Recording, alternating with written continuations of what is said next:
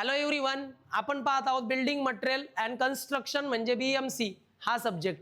तर या सब्जेक्टमध्ये बाळांनो आपण पाहत आहोत संपूर्ण जे काही आपले युनिट आहेत त्या युनिट वाईज आपण त्याची रिव्हिजन पाहत आहोत, काही इम्पॉर्टंट क्वेश्चन पाहत आहोत। ठीक आहे, तर बाळांनो BMC हा सब्जेक्ट आणि हा त्याचा कोर्स कोड आपण 70 मार्क्सची जी फायनल एक्झामिनेशन आहे त्याकरता काही VIMP क्वेश्चन पाहत आहोत। ठीक आहे, आजच्या लेक्चरला आपण पाहणार आहोत युनिट नंबर 3 जो आहे, युनिट नंबर 3 आहे construction of substructure and superstructure. तुम्हाला माहिती आहे प्लिंथ लेवलच्या खाली असते सबस्ट्रक्चर आणि प्लिंथ लेवलच्या वर असते सुपरस्ट्रक्चर। तर बाळांनो सबस्ट्रक्चर आणि सुपरस्ट्रक्चरचं जे कन्स्ट्रक्शन आहे आणि त्याचे जे काही प्रोसिजर आहेत त्या आपल्याला या युनिटमध्ये पाहायला मिळणार आहेत। युनिट नंबर 3 आहे आणि टोटल हा युनिट सर्वात जास्त वेटेज असलेला म्हणजे 24 मार्क्सचा युनिट आहे। टोटल 24 मार्कांचं वेटेज या युनिटला आहे। हा युनिट मी मुद्दामून लास्ट लेक्चरमध्ये घेतोय। का होतं माहिती का बाळांनो, की हा जो युनिट आहे या युनिटमध्ये बारकाईने स्टडी करणं गरजेचं आहे। आज आपले पूर्ण दिवस फक्त या युनिटची रिव्हिजन करायला आपण लावणार आहे। ठीक आहे, तर यामध्ये आपल्याला टोटल 24 मार्कांचा युनिट आहे। साहजिक आहे की याच्यामध्ये तुम्हाला थोडे जास्त पॉइंट्स, थोडे जास्त टॉपिक्स पाहावे लागणार आहेत, थोडे जास्त टॉपिक्स ओव्हरव्ह्यू करावे लागणार आहे। चला पाहूयात। टोटल मी 14 असे टॉपिक काढलेले आहेत, 14 टॉपिक्स जे खूपच इम्पॉर्टंट आहे। ठीक आहे, यामध्ये बाळांनो components of building structure, building स्ट्रक्चरचे कॉम्पोनंट कोणते ते आपण पाहणार आहे। बिल्डिंग स्ट्रक्चरचे कॉम्पोनंट, बिल्डिंग स्ट्रक्चरचे कॉम्पोनंट म्हटलं तर फुटिंग येतं, प्लिंथ येतं, अजून भरपूर स्लॅब येतो, कॉलम येतो, बीम येतो, हे सगळे बिल्डिंगचे कॉम्पोनंट आहेत, ते आपल्याला पाहायचे। त्यानंतर सेकंड टॉपिक पाहायचा आहे, सेकंड टॉपिक पाहायचा आहे types of formwork and requirement of good formwork. आपल्याला पाहायचं आहे what is mean by formwork, formwork म्हणजे काय, फॉर्मवर्कचे टाइप्स कोणते आणि गुड फॉर्मवर्कच्या रिक्वायरमेंट काय, हा दुसरा टॉपिक आपल्याला पाहायचा आहे।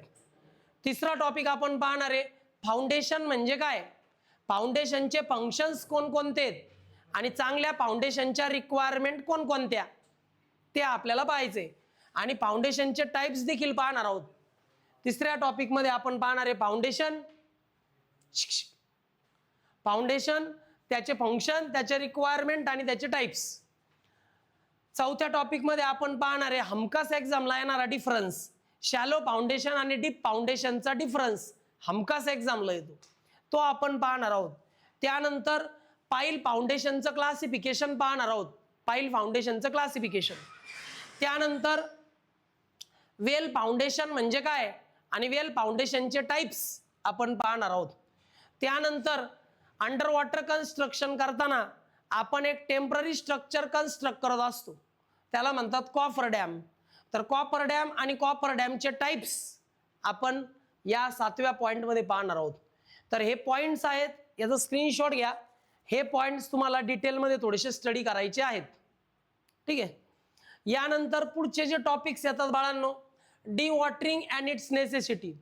कधी कधी काय होतं की आपण कन्स्ट्रक्शन करताना ना एक्सकेव्हेशन करतो, थोडक्यात कन्स्ट्रक्शन करताना फुटिंग घ्यावी लागते, फुटिंगसाठी खड्डे खाणावे लागतात। आता जर तुम्ही फुटिंग घेताय रेनी सीझनमध्ये तर त्या ठिकाणी काय होतं, पावसाचं पाणी त्याच्यामध्ये साचतं, मग ते पाणी बाहेर काढणं गरजेचं आहे, त्याशिवाय फुटिंग होणार नाही। कधी कधी असं होतं की तुम्ही एक्सकेव्हेशन करताय आणि एक्सकेव्हेशनची हाईट जरा जास्त आहे, तर त्या ठिकाणी काय होतं वॉटर टेबल वर येते, पाण्याची वॉटर टेबल वर येते, वॉटर टेबल ती वर आली का त्या खड्ड्यामध्ये आपोआप खालून पाणी जमा होतं, मग हे डी वॉटरिंग करणं गरजेचं आहे, ते पाणी बाहेर काढणं गरजेचं आहे। मग डी वॉटरिंग आणि त्याची नेसेसिटी काय, हा आपला नेक्स्ट टॉपिक आहे। पुढे येतं स्टोन मॅसनरी।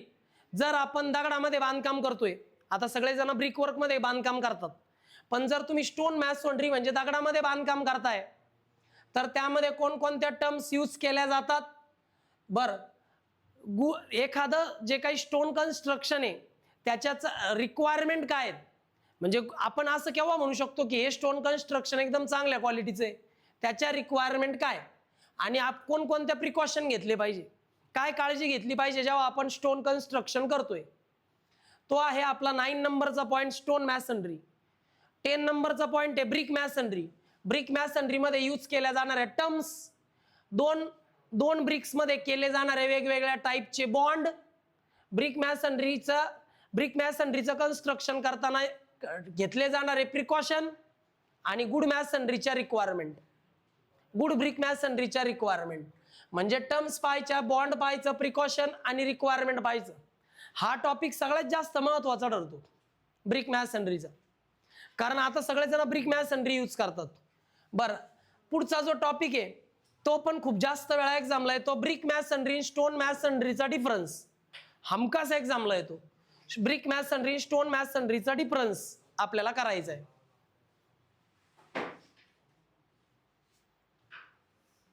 पुढे 12 नंबरचा पॉइंट आहे स्कॅप होल्डिंग.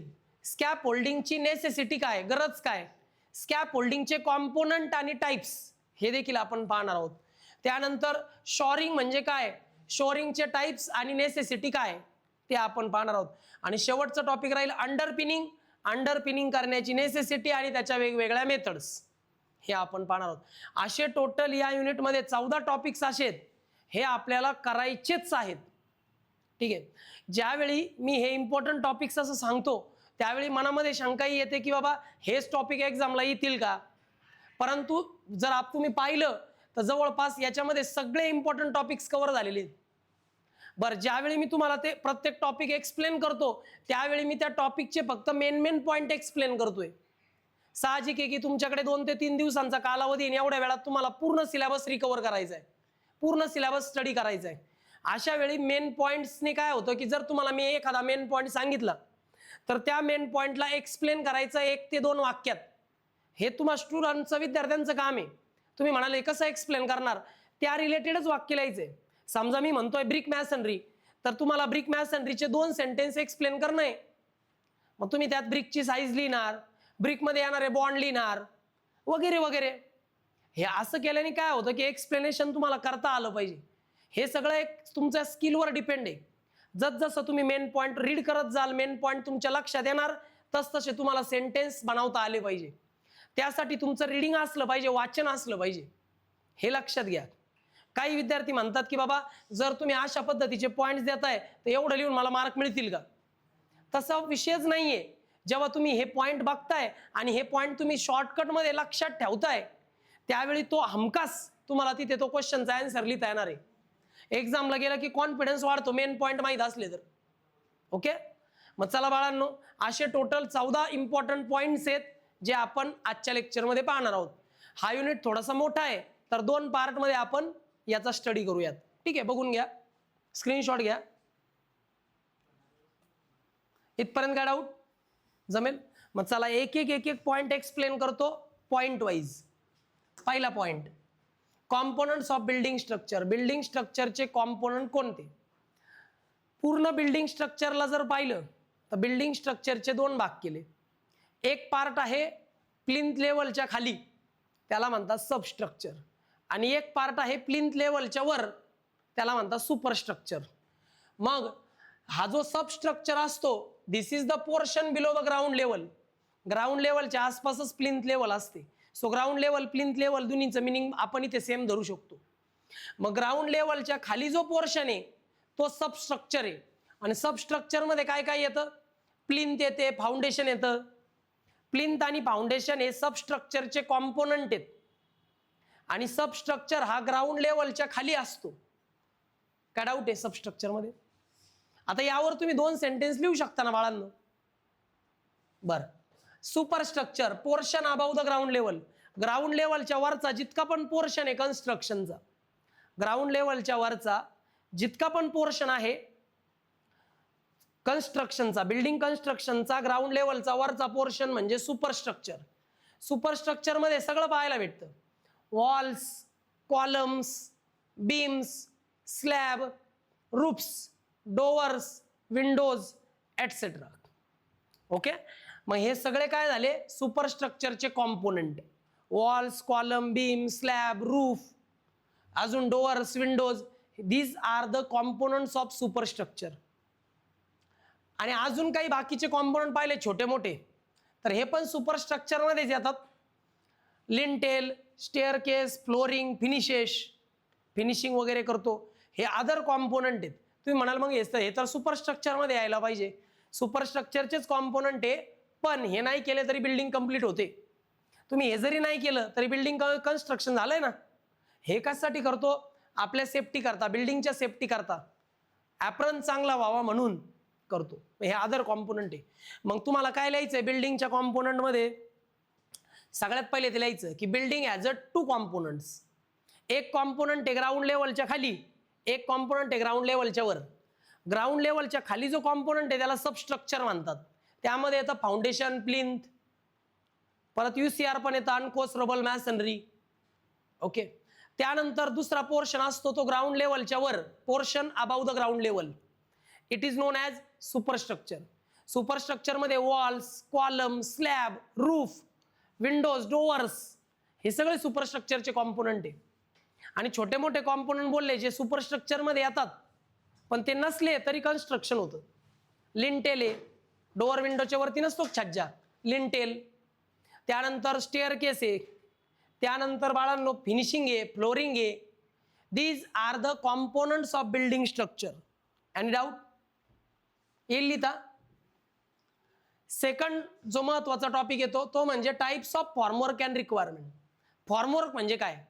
समजा मला कॉलमचं कन्स्ट्रक्शन करायचंय तर आपण सेंटरिंगचे काम पाहतो पहा, ज्याच्यामध्ये काय करतात, कडेने असं आहे ना लाकडं उभे करतात, लाकडाच्या फळ्या उभ्या करतात चारी बाजूने, मग त्याच्यामध्ये कॉन्क्रीट भरतात आणि जेव्हा ते कॉन्क्रीट हार्ड होतं तेव्हा त्या कडेच्या फळ्या परत रिमूव्ह केल्या जातात. मग ते ज्या कडेच्या फळ्या आहेत ना त्याला म्हणतात फॉर्मवर्क. ओके. फॉर्मवर्क म्हणजे सेंटरिंगचं काम. आपण साईट लेवलला त्याला सेंटरिंग म्हणतो. चला तुम्हाला फॉर्मवर्क दाखवतो. तुम्ही इकडे पाहू शकता, हे जे दिसतंय का, हे कडेचे लाकडाच्या फळ्या उभ्या केल्या, त्याच्यामध्ये आपण कॉलम फिलअप करतोय, कॉलम भरतोय. हे आहेत फॉर्मवर्क. बीमसाठी, स्लॅबसाठी आणि कॉलमसाठी सुद्धा आपण असे फॉर्मवर्क उभे करतो. मग फॉर्मवर्क हे टेम्पररी स्ट्रक्चर असतात.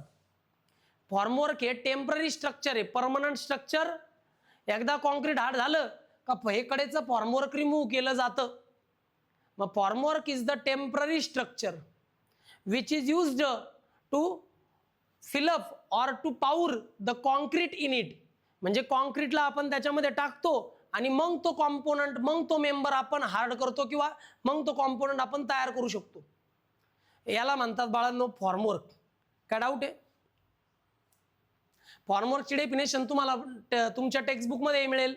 इथे तुम्ही पाहू शकता, हे एक टेम्पररी स्ट्रक्चर आहे जे ऑफन टिंबर, स्टील किंवा प्लास्टिकचं स्ट्रक्चर असतं.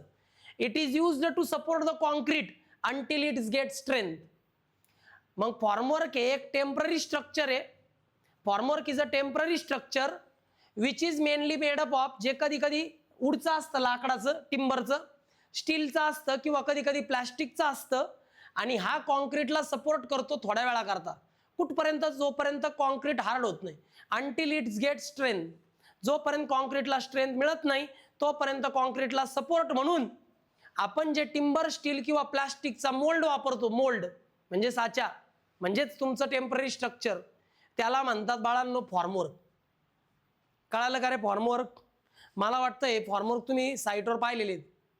ओके. काय डाऊट आहे? फॉर्मवर्क लिहिता येईल डेफिनेशन. मी तुम्हाला लिहायला शिकवतोय, लिहायचं तुम्हालाच आहे. कळतंय का? माझं काम फक्त गाईड करणं आहे, बाकी सगळं काही तुम्हाला करायचंय. त्यामुळे याच्यावरून नजर फिरवा, वारंवार लेक्चर ऐका. बरं, आता फॉर्मवर्क म्हणजे काय कळालं? It is a temporary structure mainly made up of timber, steel और plastic and it is used to support the concrete until it's get strength. याला आपण फॉर्मवर्क म्हणतो. फॉर्मवर्कचे वेगवेगळे टाईप आहेत. मटेरियल बदललं का फॉर्मवर्कचा टाईप बदलतो. सगळ्या फॉर्मवर्कचं काम एकच आहे, to support the concrete until it's get strength. कॉन्क्रीटला स्ट्रेंथ मिळत नाही तर कॉन्क्रीटला सपोर्ट करायचा, हे काम फॉर्मवर्कचं आहे. फॉर्मवर्कचे वेगवेगळे टाईप्स. जर ते फॉर्मवर्क लाकडाचं आहे, वुडन फॉर्मवर्क आहे, तर त्याला म्हणतात टिंबर फॉर्मवर्क. मग तुम्ही याच्यात काय लिहाल बरं सेंटेन्समध्ये? की टिंबर फॉर्मवर्क जे असतो हे बऱ्यापैकी चांगल्या क्वालिटीचा असतो. टिंबर फॉर्मवर्क जे असतो त्याची फिटिंग करणं पण सोपं आहे. तुम्ही नटबोल्टाच्या मदतीने इझिली फिटिंग करू शकता. त्याला रिमूव्ह करणं पण इझी आहे. ओके. टिंबर फॉर्मवर्क जनरली सगळीकडे यूज केले जातात. बरे इकॉनॉमिकल आहेत. स्टीलचे फॉर्मवर्क खूप महाग असतात, टिंबर फॉर्मवर्क स्वस्त असतात. पण टिंबर फॉर्मवर्कचा एक डिसएडव्हान्टेज आहे, टिंबर फॉर्मवर्कला इन्सेक्ट लागू शकतात, किडे लागू शकतात, वाळवी लागू शकते. टिंबर फॉर्मवर्कला जर कुठं क्रॅक गेला तर त्याच्यातून पाणी बाहेर येऊ शकतं कॉन्क्रीट मधलं, असं लिहायचं त्याच्यामध्ये, आहे की नाही रेग्युलर लाईफ मधलं. मग टिंबर फॉर्मवर्क म्हणजे वुडन फॉर्मवर्क. स्टील फॉर्मवर्क खूप चांगल्या क्वालिटीचं असतं पण खूप महाग असतं, इनिशियल कॉस्ट खूप जास्त असते. प्लायवूड फॉर्मवर्क हे पण लाकडाचंच आहे पण प्लायवूड असतं याच्यामध्ये, हे पण चांगल्या क्वालिटीचं आहे आणि इकॉनॉमिकल आहे. प्लायवूड फॉर्मवर्क आणि प्लास्टिक फॉर्मवर्क, प्लास्टिक पासून बनवलेले असतात हे प्लास्टिक फॉर्मवर्क.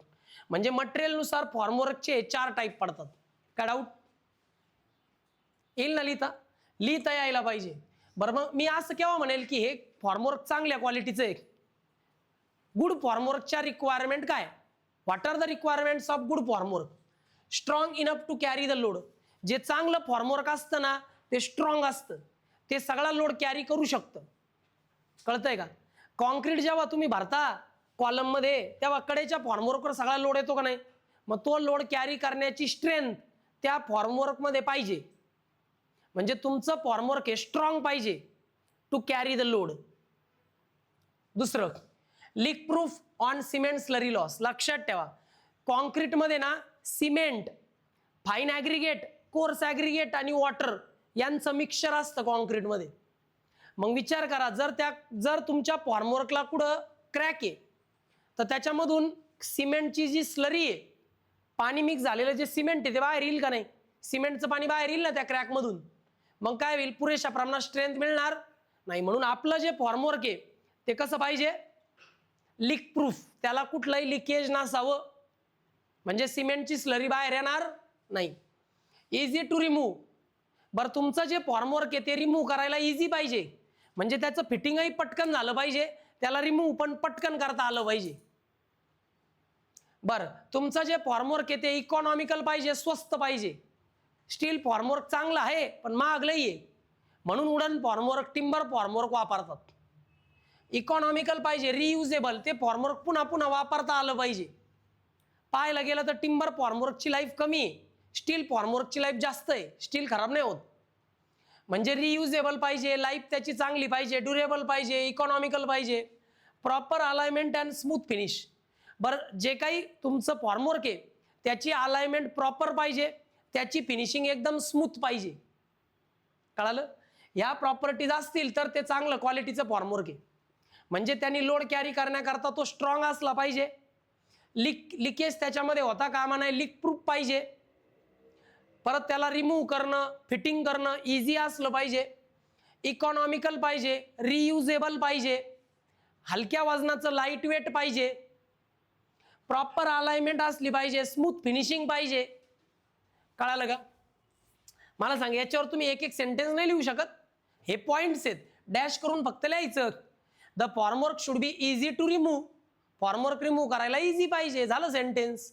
अजून 2-3 वर्ड जोडा. ओके. बरं तिसरा मुद्दा आहे फाउंडेशन. फाउंडेशन म्हणजे काय?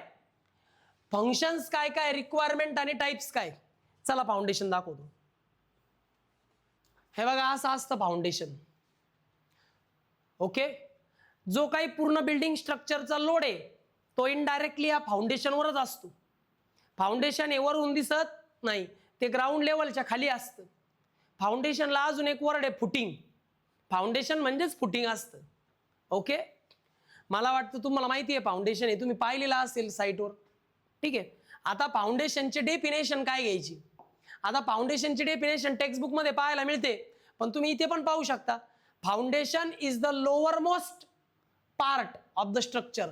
स्ट्रक्चरचा सगळ्यात खालचा जो पार्ट आहे ते फाउंडेशन आहे.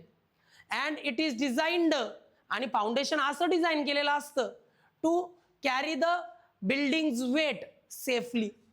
बिल्डिंगचं जे काही टोटल वजन आहे, बिल्डिंगवर येणारा जो काही टोटल लोड आहे तो लोड सुरक्षितपणे कॅरी करायचा, हे काम असतं बाळांनो फाउंडेशनचं. म्हणजे फाउंडेशन डिझाइन करतानाच असं करतात की बिल्डिंगचा टोटल लोड त्या फाउंडेशनवर येणार आहे, असा विचारात घेऊन त्या फाउंडेशनने सुरक्षितपणे तो सगळा लोड कॅरी केला पाहिजे. आणि बिल्डिंग स्ट्रक्चरचा सगळ्यात बॉटमचा पार्ट आहे फाउंडेशन. कळालं का रे फाउंडेशन? मग foundation is the lowermost part of the building structure and it is designed so that it can safely carry the total weight of the building. कळतंय? Building स्ट्रक्चरचा सगळ्यात lower most part म्हणजे foundation, आणि तो अशा पद्धतीने design केला जातो foundation की जेणेकरून बिल्डिंग वरती येणारा टोटल लोड हा सेफली त्या फाउंडेशनने कॅरी केला पाहिजे, असं त्याचं डिझाइन केलेलं असतं. आणि सगळ्यात लोअर मोस्ट पार्ट आहे, याला म्हणतात फाउंडेशन. काय डाऊट? याच्यात अजून काय लिहिणार की फाउंडेशन हे ग्राउंड लेवलच्या खाली असतं. जो काही बीम कॉलम वरतून जो काही येणारा लोड आहे तो सगळा लोड फाउंडेशनवर येतो, आणि फाउंडेशनवर जो लोड येतो तो खालच्या लोअर मोस्ट सॉइलकडे काय करतो, सेफली ट्रान्समिट करतो. वरतून लोड येतो फाउंडेशनवर, आणि फाउंडेशन लोड कोणाकडे ट्रान्समिट करतो, त्या सॉइलवर ओव्हर अ लार्जर एरिया. कळालं? असं लिहिता यायला हवं बाळांनो. आता फाउंडेशनचे फंक्शन काय, फाउंडेशन नेमकं काय करतो बघा. Transfer load safely to the soil. जो काही लोड आहे तो सगळा लोड सॉइलकडे सुरक्षितपणे ट्रान्सफर करायचा. बिल्डिंगचा जो काही टोटल लोड आहे तो सगळा लोड येतो कॉलमवर, कॉलमकडून कुठे येतो, बीमवर, बीमवरून कुठे येतो, फुटिंगवर. म्हणजे असं म्हणू शकतो पहिले लोड येतो स्लॅबचा, स्लॅबच्या खाली असतो बीम, मग स्लॅबचा लोड येणार बीमकडं, बीमकडून येणार कॉलमकडं, कॉलमकडून येणार फुटिंगकडं. मग सगळा लोड जर फुटिंगकडे आला तर तो लोड कुठे जातो, सॉइलकडं. म्हणजे कॉलमवर, फुटिंगवर किंवा फाउंडेशनवर जो काही लोड येतो तो सगळा लोड सॉइलकडे इक्वली डिस्ट्रीब्यूट करण्याचं काम फाउंडेशनचं आहे. To transfer the load up to the soil. म्हणजे जो काही लोड फाउंडेशनवर येतो तो सुरक्षितपणे सॉइलकडे ट्रान्समिट करणे, ट्रान्सफर करणे, हे काम आहे फाउंडेशनचं. दुसरं, provide stability to the structure. स्ट्रक्चरला स्टॅबिलिटी प्रोव्हाइड करणं. Prevent settlement. फाउंडेशन जर एका बाजूने खचलं तर बिल्डिंग अशी तिरकी होते, याला डिफरन्शियल सेटलमेंट म्हणतात. मग बाळांनो, फाउंडेशनचं काम आहे की सेटलमेंट होऊ द्यायचं नाही, फाउंडेशन खाली खचलं नाही पाहिजे म्हणून डिझाईन प्रॉपर करायचं. मग फाउंडेशनमध्ये सेटलमेंट होऊ द्यायची नाही, फाउंडेशनमध्ये स्टॅबिलिटी प्रोव्हाइड करायची, आणि त्या पुढची गोळ जो काही लोड फाउंडेशनवर येतोय तो सॉइलकडे ट्रान्समिट करायचं काम फाउंडेशनचं आहे. फाउंडेशनचे 3 फंक्शन आहेत. Transfer the load safely to the soil, provide the stability to the structure, आणि to prevent the settlement of the structure. Settlement होऊ न देणे, स्टॅबिलिटी प्रोव्हाइड करणे, सगळा लोड सॉइलकडे सेफली ट्रान्समिट करणे, हे फंक्शन आहेत फाउंडेशनचे. कळालं डेफिनेशन फंक्शन? आता मी असं केव्हा म्हणेल की हे फाउंडेशन चांगल्या क्वालिटीचं आहे? गुड फाउंडेशनचे रिक्वायरमेंट काय? सगळ्यात पहिलं, strong and stable base.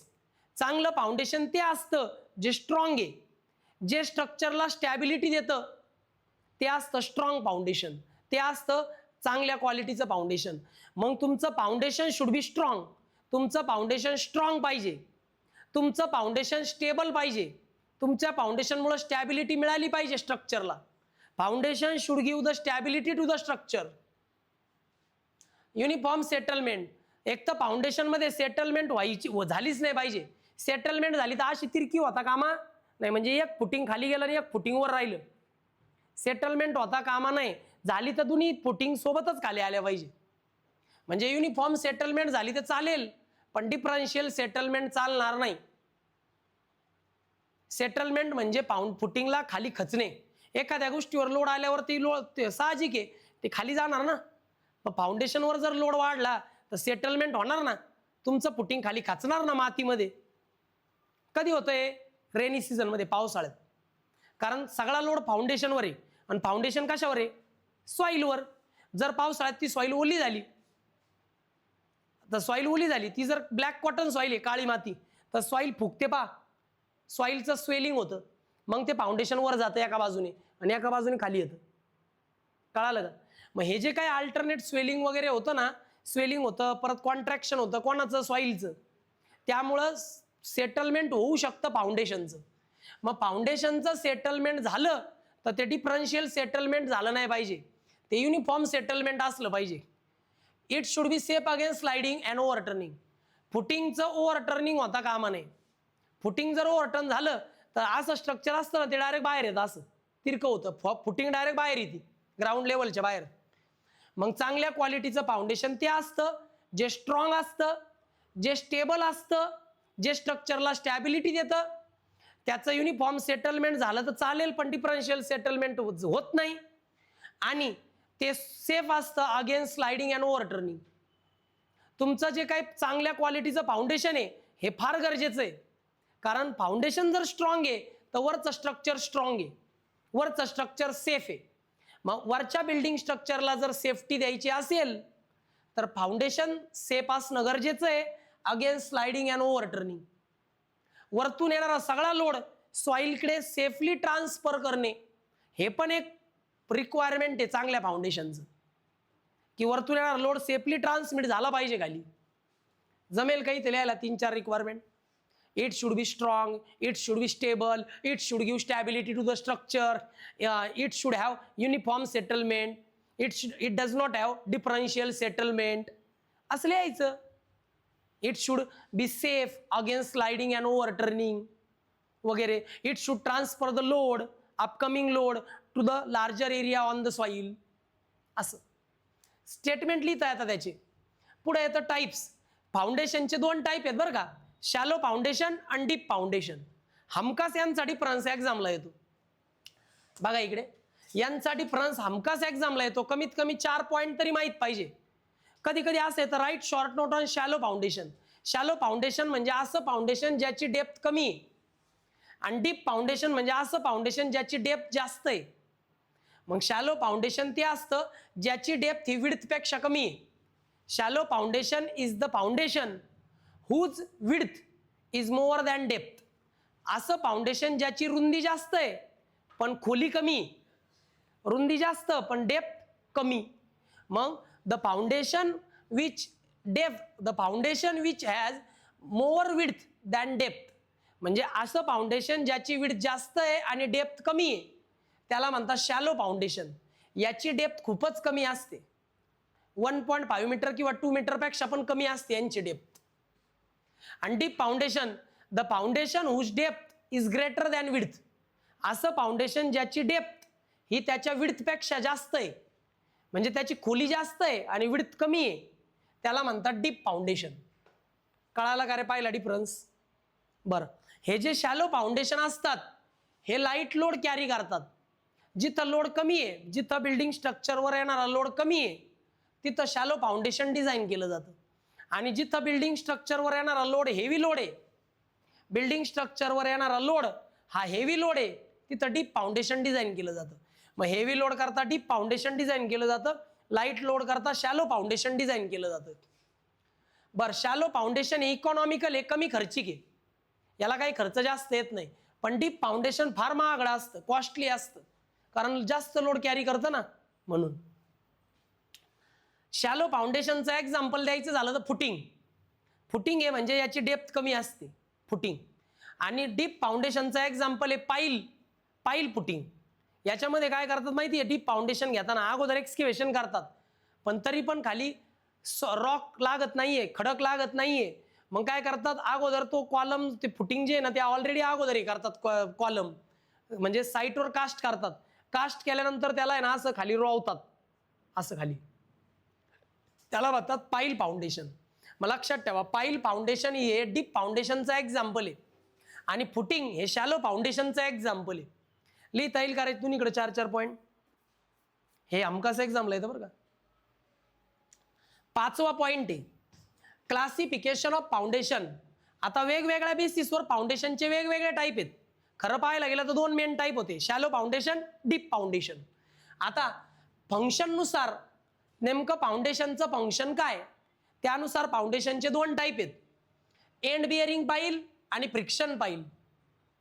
End bearing पाईल म्हणजे याच्यामध्ये लोड कॅरी केला जातो बिअरिंग नुसार. इथं लोड कॅरी करायला बिअरिंग आहे आणि इथं लोड कॅरी करायला फ्रिक्शन आहे.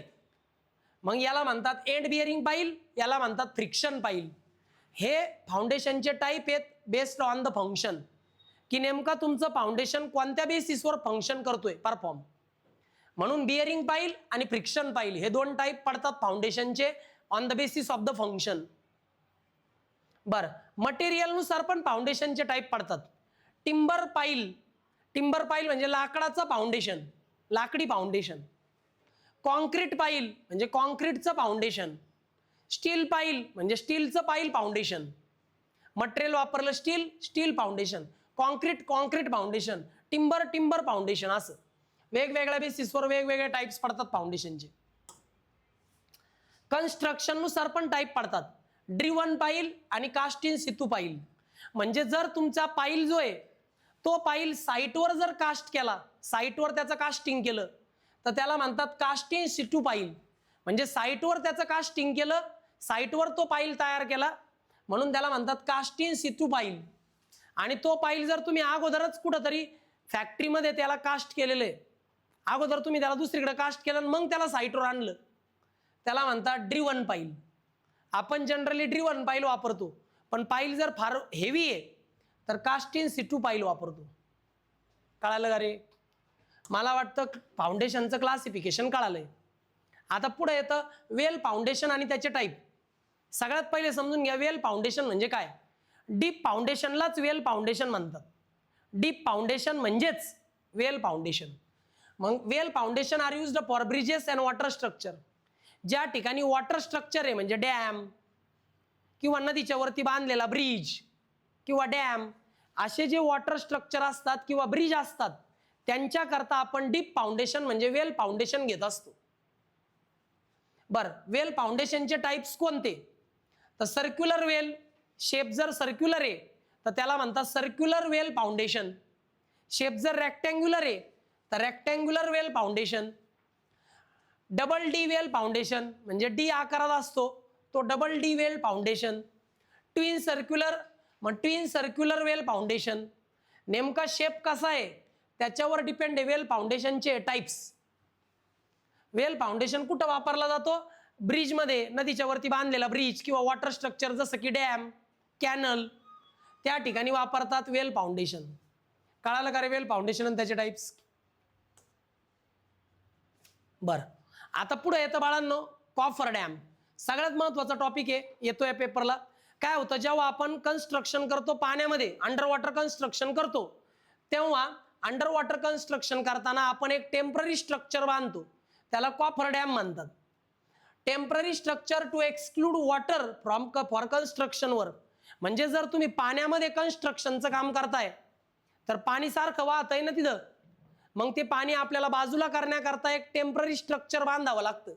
म्हणजे ते पाणी थोडा वेळ बाजूला होतं, मग तिथं आपण कन्स्ट्रक्शन करू शकतो. त्या टेम्पररी स्ट्रक्चरला म्हणतात coffer dam. Temporary structure to exclude the water, पाण्याला बाजूला करण्याकरता जे टेम्पररी स्ट्रक्चर तुम्ही बांधता जेणेकरून तुम्हाला कन्स्ट्रक्शनचं काम करता येईल त्याला म्हणतात कॉफर डॅम. काय म्हणतात? Coffer dam. चला तुम्हाला कॉफर डॅम दाखवतो. इकडे पाहू शकता तुम्ही, इकडे पहा, पाण्यामध्ये कन्स्ट्रक्शन चालू आहे का नाही? मग पाण्यामध्ये जर कन्स्ट्रक्शन चालू आहे आणि कन्स्ट्रक्शन ह्या भागात मला करायचंय तर पाण्यामुळे कन्स्ट्रक्शन करणं अवघड आहे. मग मी काय केलं, हे टेम्पररी स्ट्रक्चर उभं केलं. या टेम्पररी स्ट्रक्चरमुळं पाण्यामध्ये सुद्धा कन्स्ट्रक्शन करता येतं. या टेम्पररी स्ट्रक्चरला म्हणतात कॉफर डॅम. कळालं? हे टेम्पररी स्ट्रक्चर जर मातीचं आहे तर त्याला म्हणतो आपण अर्थ कॉफर डॅम. हे टेम्पररी स्ट्रक्चर जर दगडाचं आहे तर याला म्हणतो रॉक फिल कॉफर डॅम. असं असतं. कळालं का रे? Coffer dam temporary structure to exclude the water for construction work is known as coffer dam. Coffer डॅमचे टाइप्स: अर्थन कॉफर डॅम म्हणजे मातीचा बांधलेला असतो coffer dam. Rock fill coffer dam म्हणजे दगडाचा कॉफर डॅम असतो. Single wall coffer dam, single वॉलचा coffer dam असतो. Double wall coffer dam, double wall coffer dam असतो. सेल्युलर कॉफर डॅम म्हणजे सेलचा आकार असतो या कॉफर डॅमला. असे कॉफर डॅमचे टाइप्स आहेत. या प्रत्येक टाइपमध्ये टेक्स्टबुकमध्ये एक एक दोन दोन सेंटेन्स फक्त वाचा, समजून घ्या, लिहा. काय अवघड आहे?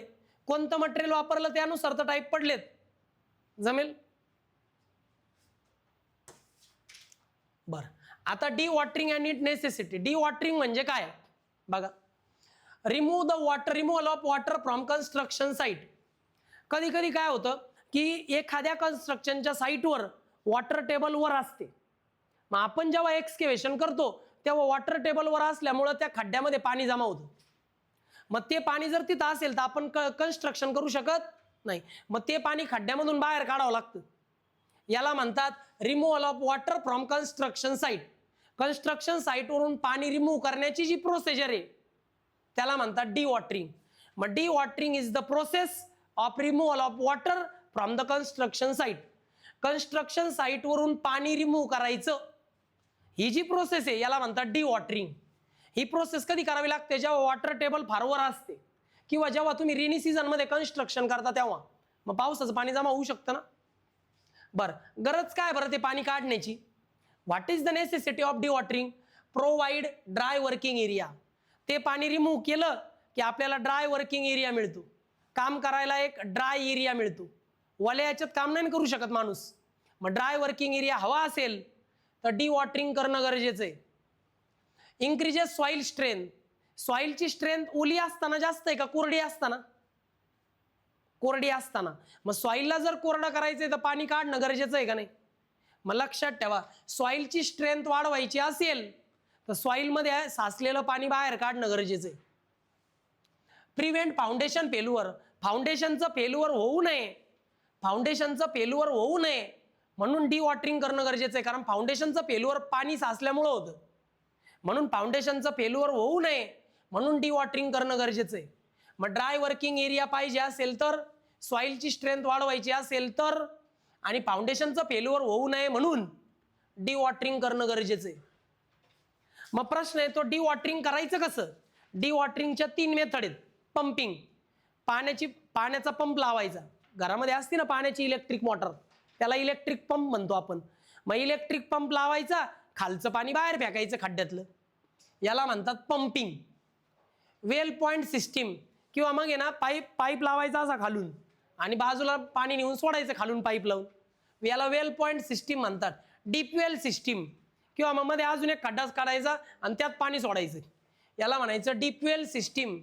मग मेथड कोणकोणत्या डिवॉटरिंगच्या? पंपिंग, वेल पॉइंट सिस्टीम आणि deep well system. These are the methods of dewatering. या डिवॉटरिंगच्या मेथड्स आहेत. काय डाऊट आहे? डिवॉटरिंग म्हणजे काय? Necessity methods. समजल्या? ओके. आता यानंतरचा कन्सेप्ट आहे तो स्टोन मॅसनरी. हा आपण नेक्स्ट लेक्चरला पाहूया. Okay, bye students.